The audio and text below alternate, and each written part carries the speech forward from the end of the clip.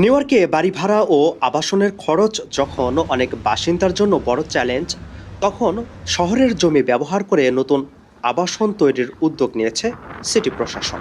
Lower ম্যানহাটনের east ভিলেজের 324th স্ট্রিটে New York City police department এনওপিডির একটি অব্যবহৃত পার্কিং লটে গড়ে উঠবে 131টি সাশ্রয়ী মূল্যের অ্যাপার্টমেন্ট।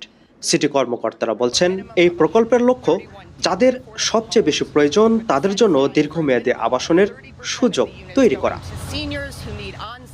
মেয়র জোহরান মাহমুদানি জানান, নির্মিত আবাসনের 30% ইউনিট সংরক্ষিত থাকবে।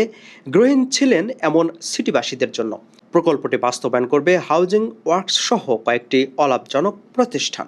শুধু আবাসন নয়, ভবনটিতে থাকবে বিভিন্ন সামাজিক ও স্বাস্থ্যসেবা। এর মধ্যে রয়েছে প্রাথমিক চিকিৎসা, মানসিক স্বাস্থ্যসেবা, মাদকাসক্তি নিরাময় কর্মসূচি এবং অন্যান্য সহায়তামূলক কার্যক্রম।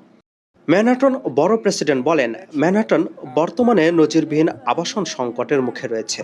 তার মতে, ইস্ট ভিলেজের এই প্রকল্প বর্তমান সময়ের প্রয়োজনের সঙ্গে সামঞ্জস্যপূর্ণ।